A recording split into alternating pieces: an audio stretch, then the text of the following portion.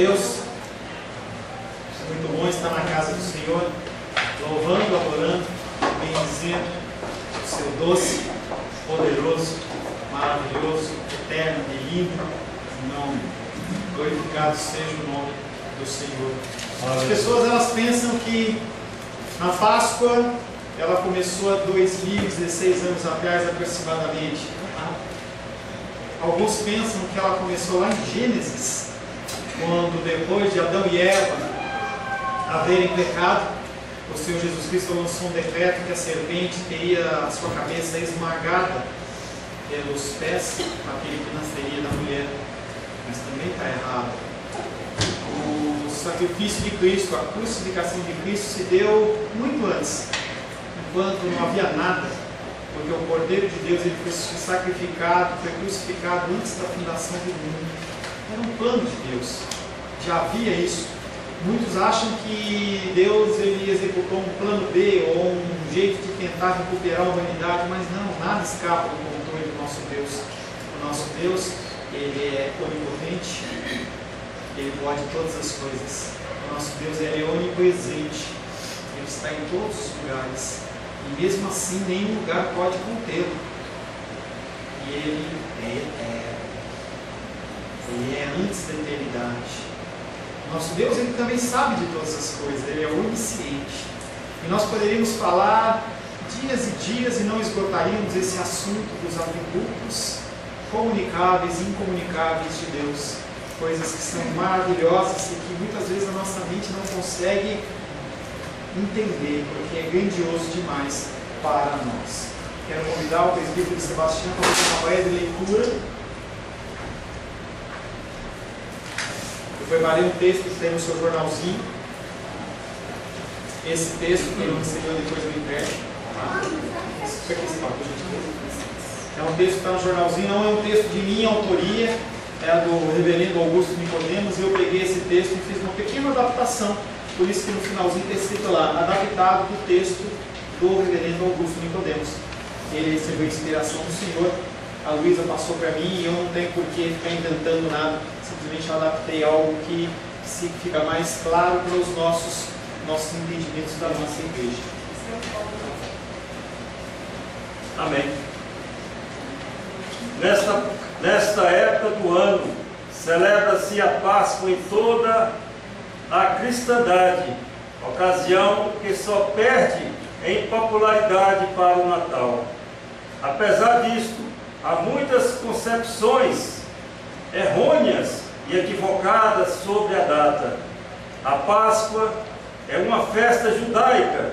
Seu nome, Páscoa, vem da palavra hebraica Pesach, que significa passar por cima, uma referência ao episódio da 10ª praga, narrado no Antigo Testamento, quando o anjo da morte passou por cima das casas dos judeus do Egito e não entrou em nenhuma delas para matar os primogênitos. A razão foi que os israelitas haviam sacrificado o cordeiro por ordem de Moisés e expergido o sangue dele nos umbrais e soleiras das portas. Ao ver o sangue, o anjo da morte passou àquela casa. Naquela mesma noite, os judeus saíram livres do Egito após 430 anos de escravidão. Moisés então instituiu a festa da Páscoa como memorial do evento. Nesta época que se tornou uma das mais importantes festas anual dos judeus, sacrificava-se um cordeiro que era comido com ervas amargas e pães sem fermento.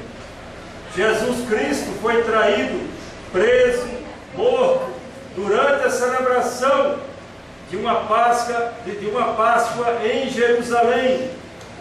Sua ressurreição ocorreu no domingo, de manhã cedo, após o sábado pascual, com a sua morte, quase que certamente aconteceu na sexta-feira. A sexta-feira da paixão entrou no calendário litúrgico cristão durante a Idade Média como dia santo. Na quinta-feira à noite, antes de ser traído, enquanto Jesus, como todos os demais judeus, comiam o cordeiro pascual com os seus discípulos em Jerusalém, determinou que os discípulos passassem a comer não mais a Páscoa, mas a comer pão e tomar o vinho em memória dele. Estes elementos simbolizavam seu corpo e seu sangue, que seriam dados pelos pecados de muitos, uma referência antecipada à sua morte na cruz. Portanto, cristãos não celebram a Páscoa por ser uma festa judaica. Para nós, era simbólica em relação ao sacrifício de Jesus, o Cordeiro de Deus, cujo sangue impede que o anjo da morte nos destrua eternamente. Os cristãos comem pão e bebem vinho em memória de Cristo, e isto não somente nesta época do ano, mas durante o ano todo. Temos a sexta-feira como memorial de seu sacrifício, mas para nós o dia que deveria ser chamado de santo é o domingo, pois foi nele que Jesus ressuscitou os mortos. O foco dos eventos acontecidos com Jesus durante a semana da Páscoa em Jerusalém é a sua ressurreição no domingo de manhã. Se ele não tivesse ressuscitado, sua morte teria sido em vão. Seu resgate de entre os mortos comprova que ele era o Filho de Deus e que a sua morte tem poder para perdoar os pecados dos que nele creem. Por fim, coelhos, ovos e outros apetrechos populares foram acrescentados ao evento da Páscoa pela crendice e a superstição populares. Nada tem a ver com o significado da Páscoa judaica e nem da ceia do Senhor, celebrada pelos cristãos. Em termos práticos, os cristãos podem tomar as seguintes atitudes para com as celebrações da Páscoa tão populares em nosso país. Número 1, rejeitá-las completamente por causa dos erros, equívocos, superstições, mercantilismos que contaminaram a ocasião. Número 2, aceitá-las normalmente como parte da cultura brasileira. Número 3, usar a ocasião para redimir o verdadeiro sentido da Páscoa. Nós, como Igreja Cristã Semente de Vida, optamos pela última. Este é um texto adaptado do original de autoria de Augusto Nicodemos. Glórias a Deus. Realmente, a opção nossa como igreja não é rejeitar, entrar num processo de que eu não participo de nada, não é ficar brigando com todo mundo, mas simplesmente tentar resgatar o significado verdadeiro da Páscoa. Nós temos que ser agentes de mudança e não agentes de confusão. Nós temos hoje a pregação sobre ressurreição e o título da palavra de hoje é o sepulcro vazio, o túmulo vazio. Eu quero convidar você a abrir a palavra de Deus no Evangelho de Mateus,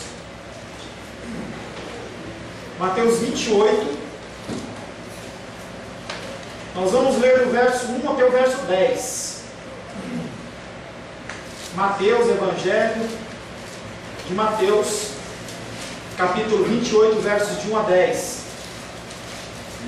Assim diz a palavra de Deus: No findar do sábado, ao entrar o primeiro dia da semana, Maria Madalena e outra Maria foram ver o sepulcro. E eis que houve um grande terremoto, porque um anjo do Senhor desceu do céu, chegou-se, removeu a pedra e assentou-se sobre ela. O seu aspecto era como um relâmpago, e a sua veste alva como a neve. E os guardas tremeram espavoridos e ficaram como se estivessem mortos. Mas o anjo, dirigindo-se às mulheres, disse: Não temais, porque sei que buscais Jesus que foi crucificado. Ele não está aqui, ressuscitou, como tinha dito. Vinde ver onde ele jazia. E depois, depressa, e dizei aos seus discípulos que ele ressuscitou dos mortos, e vai adiante de vós para a Galileia. Ali o vereis. É como vos digo. E retirando-se elas apressadamente do sepulcro, tomadas de medo e grande alegria, correram a anunciar aos discípulos. E eis que Jesus veio ao encontro delas e disse: Salve! E elas, aproximando-se, abraçaram-lhe os pés e o adoraram. Então Jesus lhes disse: Não temais, ide avisar aos meus irmãos que se dirijam à Galileia e lá me verão. Palavra do Senhor, amém? Amém. Senhor, em nome de Jesus, queremos agradecer ao Senhor pelo grande privilégio de ser seu filho, seus filhos. Nós não temos merecimento nenhum. Não há nada em nós, Pai querido, passivo de ser motivo da tua escolha, da sua capacitação. E por isso nós te agradecemos. Agradecemos pelo teu sacrifício na cruz. Agradecemos, Pai querido, pela sua entrega. Agradecemos por o Senhor ter se despojado da sua glória e ter se feito homem para nos salvar. Nesta noite, Pai, nós lemos esse texto tão precioso. Um texto, Pai querido, que deveria gerar em nós alegria, junto com tristeza, junto, Pai querido, com emoções diversas, porque é algo maravilhoso. Alguém superior a nós, incomparavelmente, se fez homem para nos salvar. E esse texto fala sobre isso, Pai. Nós, Pai, já falamos sobre o tempo da sua paz, da sua paixão, onde tu sofreste, mas hoje é tempo de alegria, Senhor. Peço ao Senhor que o Senhor me oriente como instrumento do Senhor, Pai. Me sinto, Pai querido, pequeno, me sinto incapaz perante a grandeza da tua palavra, perante, Pai querido, a responsabilidade junto aos meus irmãos e às minhas irmãs. Nós estamos aqui, Pai, não para ouvir uma voz, um discurso humano, mas estamos aqui para ouvir a tua voz. Precisamos da tua direção. Nos capacita a entender a tua palavra, Pai, em nome de Jesus. Amém. Amém. Glórias a Deus. O primeiro versículo que nós vamos estar meditando, Mateus 28, 1. Após o sábado, no início do primeiro dia da semana, Maria Madalena e a outra Maria foram ver o sepulcro. Essa parte do Evangelho ela é delimitada em seu começo pela indicação cronológica. E tudo que é falado na palavra de Deus tem um sentido, não é estar ali por estar. E aí ele faz referência após o sábado, e o sábado é o sexto dia. E aí ele faz referência ao primeiro dia da semana, que é o domingo. E eu só posso lembrar de Gênesis capítulo 2, verso 2, quando Deus, criando o mundo, depois de acabar toda a obra, e havendo Deus terminado no dia 7º a sua obra que fizera, descansou nesse dia de toda a sua obra que tinha feito. Jesus Cristo também tinha feito toda uma obra. Ele viveu, ele nasceu, ele sofreu, padeceu, sofrimento na paixão de Cristo. E tem uma série de histórias que estão na Bíblia, outras que não estão na Bíblia, mas que ocorreram. A palavra de Deus diz que se fosse colocar tudo que Deus, Jesus Cristo, fez, teriam que ter muitos livros, muitas histórias, muitas vivências, muitas tristezas. Jesus Cristo chorou, ele olhava para o aspecto das pessoas, ele olhava para a situação das pessoas perante a salvação e ele chorava. Ele via que as pessoas elas tinham um coração duro e não queriam aceitar a salvação. Mas ele, após o seu trabalho, após o seu labor, ele também descansou. Mateus 19:30 diz: quando, pois, Jesus tomou o vinagre, disse: está consumado. E inclinando a cabeça, rendeu o seu espírito. Naquele dia, naquele momento, o Senhor Jesus ele tinha fim a sua obra aqui na terra como homem. E agora entrava no descanso. A ressurreição não é mais um evento da igreja. Não é mais um evento social, não é mais uma festa. Ela é algo que é essencial à nossa cultura, à nossa crença cristã. Tanto que Paulo chega a dizer que se Cristo não morreu e não ressuscitou realmente, foi em vão a nossa fé. Tudo que você crê, tudo que você tenta praticar é vão. Porque não é alicerçado no que eu faço, no que eu acho, no que eu penso. É alicerçado na rocha, na pedra angular que chama-se Jesus. Tudo é fundamentado em cima dele. Não há como você criar novas doutrinas, não há como você criar novos ensinamentos, porque ele é a verdadeira rocha, ele é o verdadeiro suporte. Em 1 Coríntios capítulo 15, versos 12, 16 e 17 diz: ora, se é corrente pregar-se que Cristo ressuscitou dentre os mortos, como, pois, afirmam alguns dentre vós que não há ressurreição dos mortos? Pessoas não acreditavam e pessoas hoje não acreditam nessa ressurreição. Porque se os mortos não ressuscitam, também Cristo não ressuscitou. E se Cristo não ressuscitou, é vã a vossa fé, e ainda permaneceis nos vossos pecados. Se Cristo não ressuscitou, você continua envolto nos seus pecados. Você anda em direção à perdição eterna. Se você não acredita, ou se Cristo realmente não tivesse ressuscitado, o que ia acontecer depois da sua morte é que os bichos iam te comer. E você ia padecer no inferno, sem nenhum tipo de salvação. Mas ele ressuscitou. O melhor entendimento dentro desse versículo que nós lemos de Mateus 28, é que ele ocorreu na madrugada de sábado para domingo. Você tem que entender que o sábado, para o judeu, ele era um dia sagrado, que eles não poderiam fazer obras e trabalhos. Então não se podia fazer muito esforço físico. Aquelas mulheres não podiam visitar o túmulo no sábado. Então, a Maria Madalena e a outra Maria, elas aguardam que se findasse o dia, e aí no romper da alva, no início do domingo, aquelas mulheres se dirigem ao sepulcro para ver. Além disso, além de ver, além de todas as coisas, havia uma crendice, uma crença judaica, que até o terceiro dia se podia se ressuscitar. Então as pessoas elas tinham o hábito e a prática de ir ao sepulcro e ver, está morto ainda ou está vivo. É uma prática judaica. Maria Madalena e a outra Maria foram ver o sepulcro. Mas por que foram escolhidas mulheres? Por quê? Entenda que naquela época não é como os dias de hoje, em que as mulheres elas tentam brigar por uma igualdade social, uma igualdade financeira, uma igualdade de toda sorte ou espécie. Não, a mulher naquela época era relegada a segundo, terceiro, quarto, quinto plano. Talvez tivesse mais valia um animal do que uma mulher. Havia um ditado judaico que dizia: ainda bem, era uma oração judaica. Os homens faziam: ainda bem que eu não nasci nem mulher e não sou estrangeiro.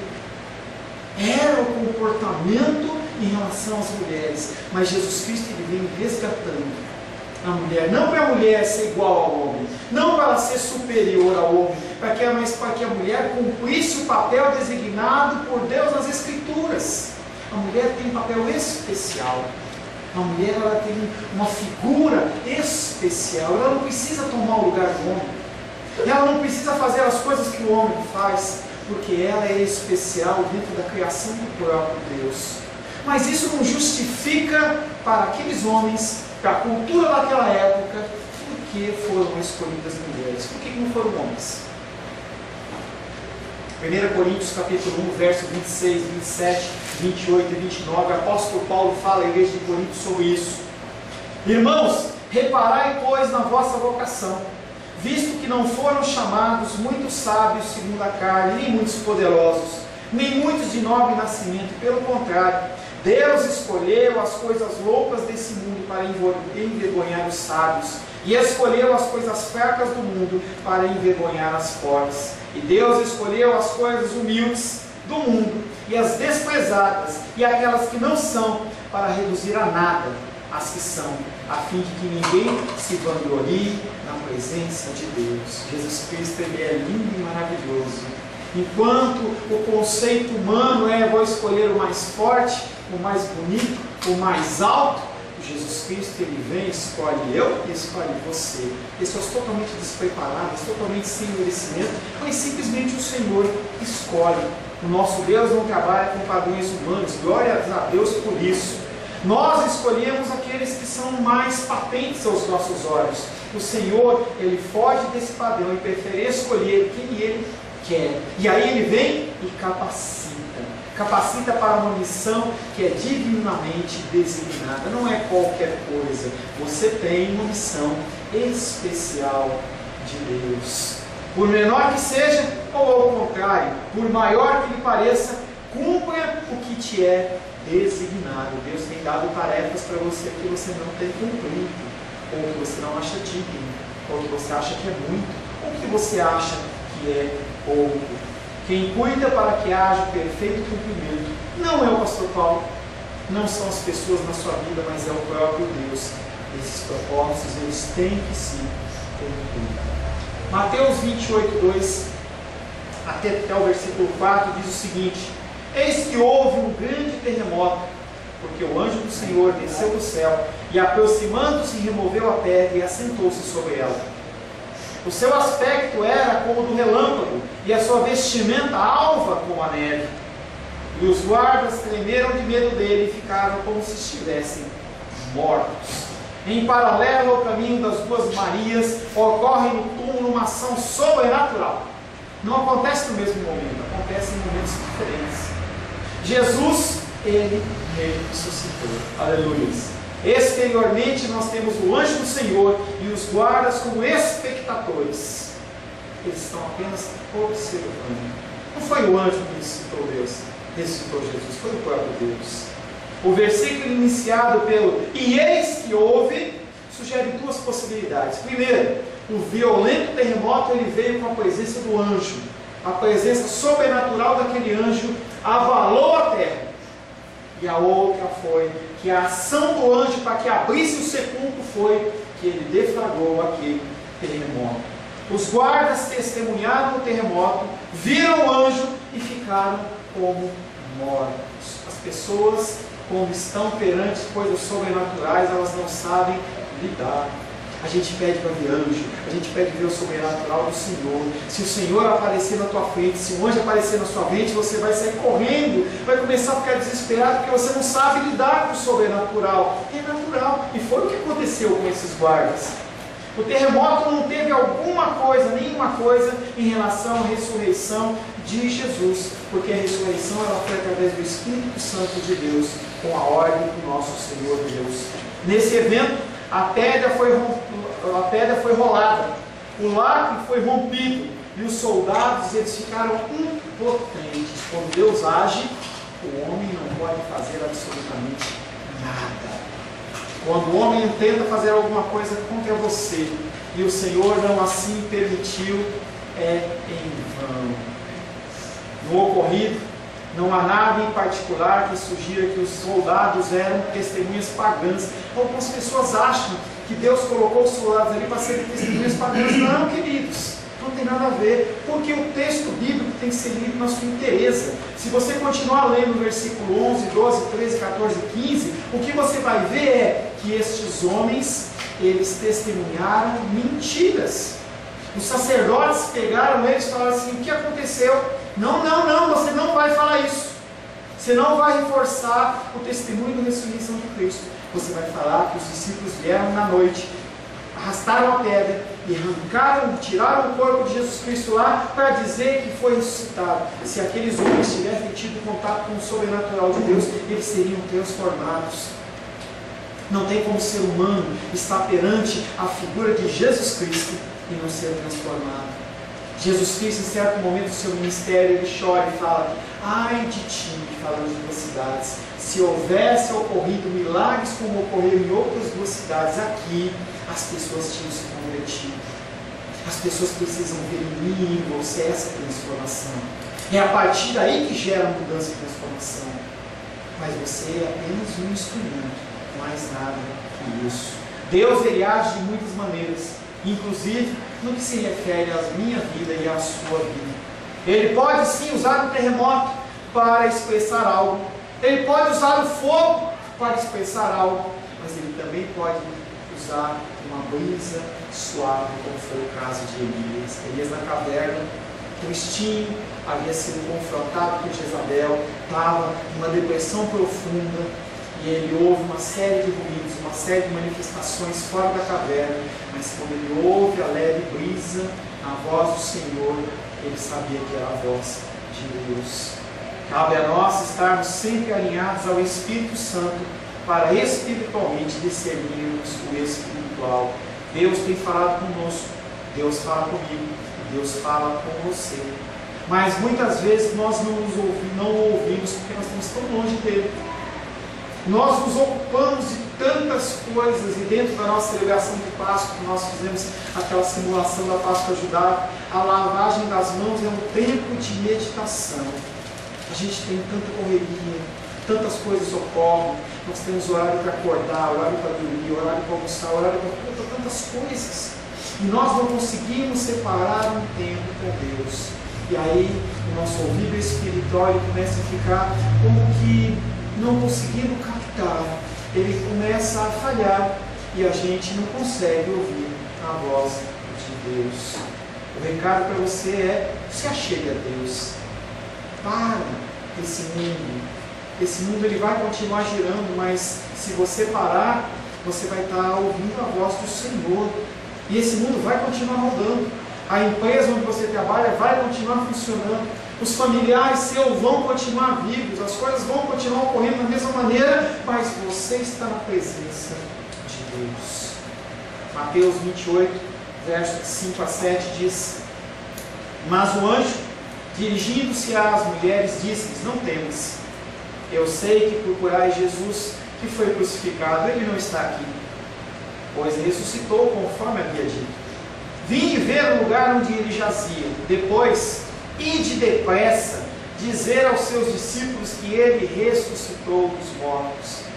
E eis que vai adiante de vós para a Galiléia. Ali o vereis, e é como eu vos digo.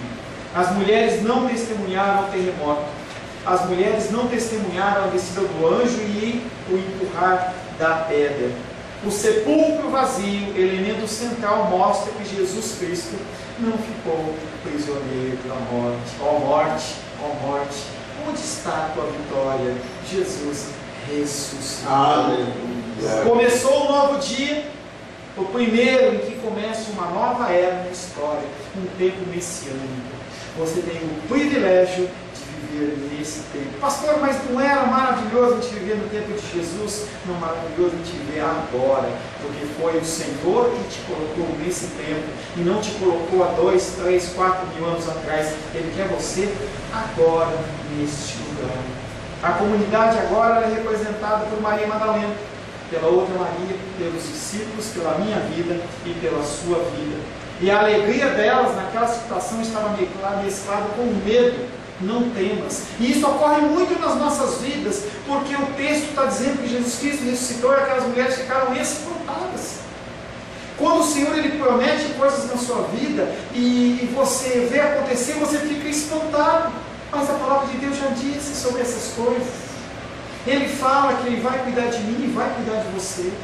Ele fala que não há um justo que mendigue o pão. E mesmo assim a gente continua preocupado porque a gente não acredita. É como se os nossos olhos estivessem vendados. Mas a palavra é patente aos nossos olhos. Ele ressuscitou. O anjo Diz as palavras que acalmam o medo das mulheres. Não temas. Jesus ressuscitou da morte. Verdade essa que foi confirmada pelas aparições pessoais posteriormente. Não havia necessidade nenhuma, mas o ser humano precisa de uma confirmação.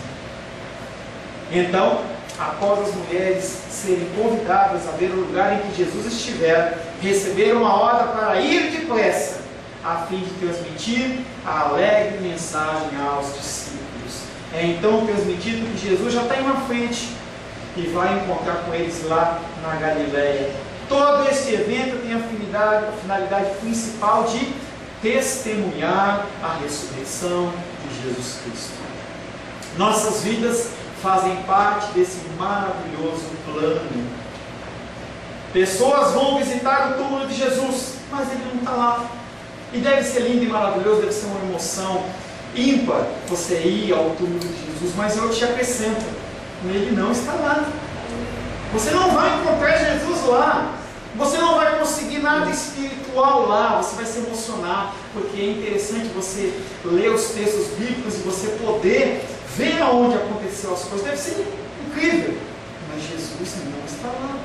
Se você não tiver condição financeira de ir para lá, não há problema. Porque Jesus Cristo, que é o principal, ele não está lá. Ele ressuscitou. Não é mais tempo de visitar túmulo, e sim de testemunhar. Jesus ressuscitou. Nós não vemos Cristo como as pessoas daquela época tinham o privilégio de ver, mas nós temos a mesma tarefa divina: ir e falar às pessoas que não mais estão entregues a um destino de morte, porque o Salvador está vivo. Aleluia. O último texto, Mateus 28, de 8 a 10. E retirando-se elas apressadamente do sepulcro, afinal de contas o anjo tinha falado: corre, corre, corre. Com medo e grande alegria, correram a levar a notícia aos discípulos. Eis que Jesus veio ao seu encontro e lhes disse: alegrai-vos. E elas não puderam fazer outra coisa a não ser se aproximar dele, abraçar os seus pés e prostrados adorar. Elas perante o Senhor, elas não ficaram em altivez, elas não falaram: como nós somos especiais, agora nós vamos ser transformadas em pastoras, nós vamos ser transformadas em apóstolas, em bispas. Não, elas colocaram a cara no chão, porque elas entenderam que elas estavam perante Deus, perante o próprio Senhor ressuscitado. É novamente aquela citação de Elias: estou perante o Senhor dos senhores, meus lábios são impuros, o povo no qual eu moro é impuro, e os meus olhos viram ao rei, eu vou morrer. Aquelas mulheres se prostraram para adorar ao Senhor. Então Jesus disse: não temais, ide anunciar aos meus irmãos que se dirijam para a Galileia e lá me verão. Interessante Jesus repetir a mensagem que o anjo já tinha falado. Deus não é um Deus de confusão. O que ele fala na palavra dele não é desfeito por um homem.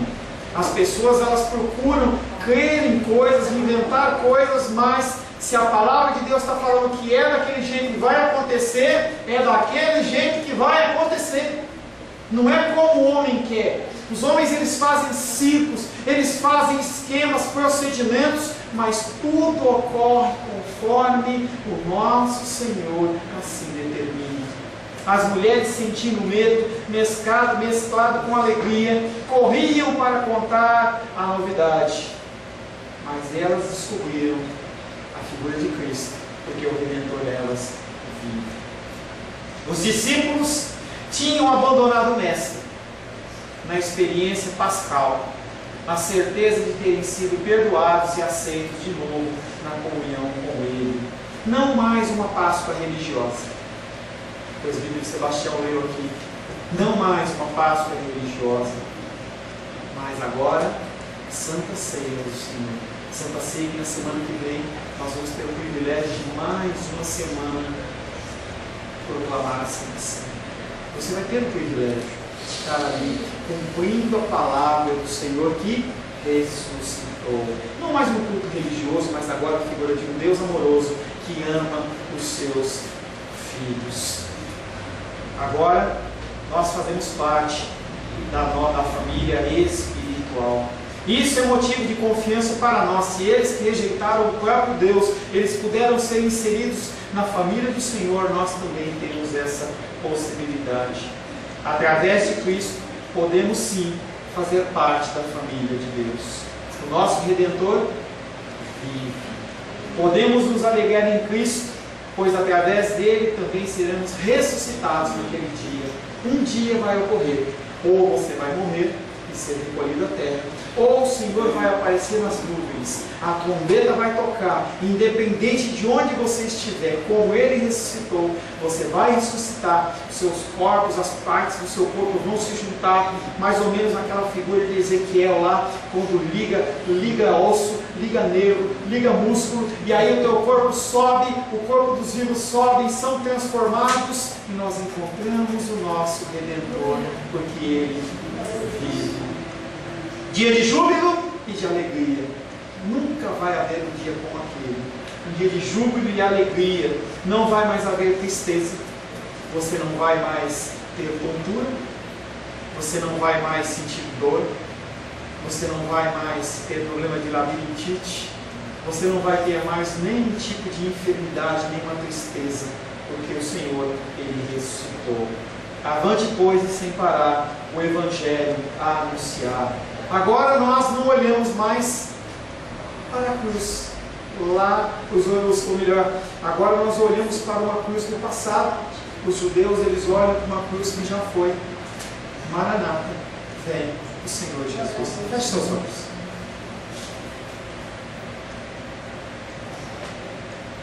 Senhor, te agradecemos pelo privilégio de sermos inseridos na tua família. Agradecemos, Pai querido, pelo teu sacrifício. Agradecemos pela maravilha, Pai, de sermos teus filhos amados, em quem o Senhor se alegra. Sabemos que ainda há muito, Pai querido, para crescer, ainda há muito para aprender, há muito para nós nos arrependermos, Pai. E nós queremos, Pai, nos colocar nas tuas mãos. Molda-nos segundo a semelhança do teu Filho Jesus, para que naquele dia nós possamos encontrá-lo nas nuvens em glória. Enquanto isso, Pai, nos dá força para continuar caminhando, nos dá sabedoria para que nós venhamos a tomar as decisões certas conforme a tua vontade, e que em tudo seu nome seja glorificado, exaltado e bendito. Em nome de Jesus. Amém. Glorificado seja o nome do Senhor. Amém. Amém. Aleluia. Irmão Cláudio, Felino, tem o nosso hino, preparou? Amém? O irmão Cláudio, ele vai louvar conosco o hino.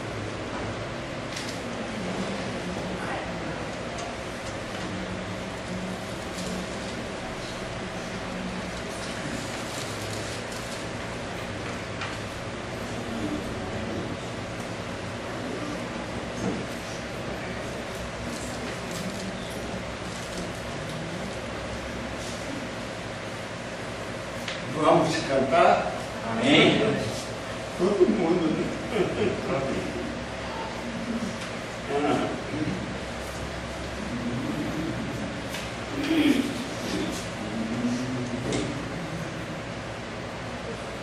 Muito alegre estou, mas contemplo ao Senhor. Ele é a voz que eu almejo ouvir na gloriosa manhã ou à noite ao dormir. Haverá paz no vale para mim. Haverá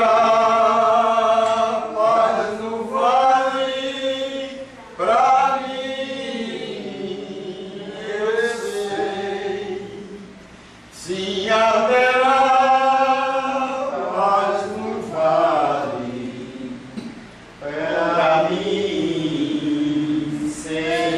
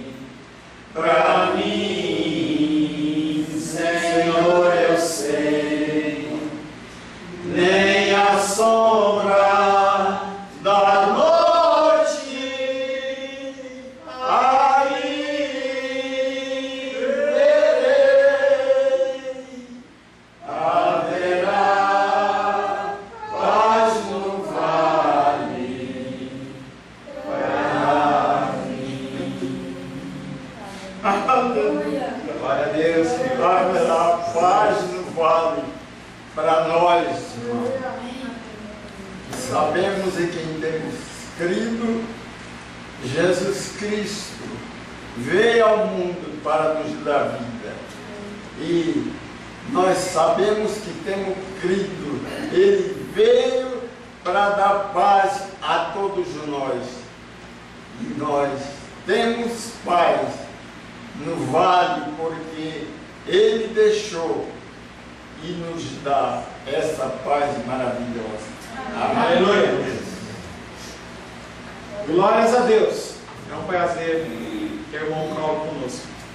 Amamos o Senhor, irmão Cláudio. Amamos o Senhor. Glória a Deus. A paz seja convosco. Meu nome é Paulo César. Eu sou pastor da Igreja Cristã Semente de Vida, aqui em Brasília, Distrito Federal. Me alegro que a palavra tenha te alcançado. A palavra faz isso. Ela alcança as pessoas aonde quer que elas estejam. E você foi agraciado com esta palavra. Não que eu tenha nada especial a te dizer. A palavra ela é suficiente e ela usa quem ela quer. E eu me alegro por ter sido um canal para poder te abençoar. Mas eu quero te dizer que não basta você ser um ouvinte. Não basta ser uma pessoa que se alegra quando você ouve a palavra de Deus. A vida ela é feita de decisões. Se você está ouvindo essa palavra hoje, eu creio que o Espírito Santo tem um propósito especial com você. Muito mais do que prosperidade, muito mais do que uma cura física, uma cura emocional ou espiritual, Ele quer te alcançar para a vida eterna. Nós investimos nosso tempo, nós investimos as nossas forças em coisas terrenas, mas o Senhor Ele tem muito mais a oferecer. Ele tem sim para você a cura, Ele tem sim para você a prosperidade, mas Ele tem muito mais que isso. Submeta-se a um Deus que Ele é capaz de mudar e transformar a sua vida por completo. Creio que o Espírito Santo Ele é capaz de tocar o teu coração. Quero pedir que você curve a sua cabeça. Senhor, em nome de Jesus, coloco na tua presença essa vida que ouve esta ministração, que ouve esta palavra. Pai, eu não tenho capacitação nenhuma, mas o teu Espírito Ele é capaz sim de tocar nesta vida, gerar nela mudança, transformação, arrependimento, e que ela possa simplesmente bater no peito, convencendo-se que é pecadora e que precisa de um Deus salvador. Não há um caminho a ti, meu Deus, que não seja através de Cristo. E eu lhe peço, Pai querido, que você alcance essa vida e ele possa sim tomar uma decisão pessoal pelo Senhor, em nome de Jesus. Amém. Amém, meu querido. Amém, minha querida. Fico contente que você esteja ouvindo essa ministração até o fim. E peço que você não se limite a ouvir os cultos pela internet. Você procure perto da sua casa uma igreja, um lugar que proclame a palavra do Senhor. Eu oro para que o Espírito Santo te direcione nessa busca, porque muita coisa tem sido oferecida que não é o Evangelho. Eu abençoo a sua vida em nome de Jesus. Amém.